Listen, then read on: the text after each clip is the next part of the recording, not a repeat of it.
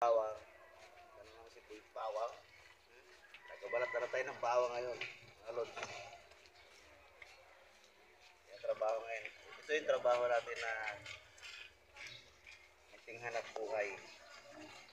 Ganyan yung mga taong ayaw magutom. Ayaw magutom. Lalo yung may hawak ng camera. Ha? Damay eh.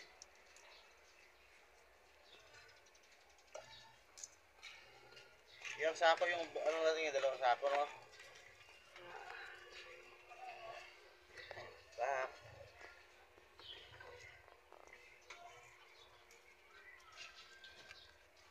Wah, dogi na ako, be. Mga pusa. Bro, mukhang pusa. Uy, bawang mukhang pusa lang. Paano magbalat pa ng bawang? Ganito magbalat ang bawang. Ganyan lang siya. Tanggalin ng kwet. Tanggalin ng gilid.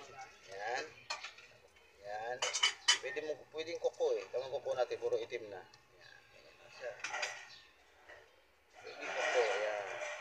Pero kung masakit ang kuko mo, pwede mo nang gamitin ng cutter. Ayan. Diba? Ganyan pala magbalat ng bawang. Akala ko kasi kakagatin. Pwede naman ito kagatin eh. Pwede kaya ng lasa.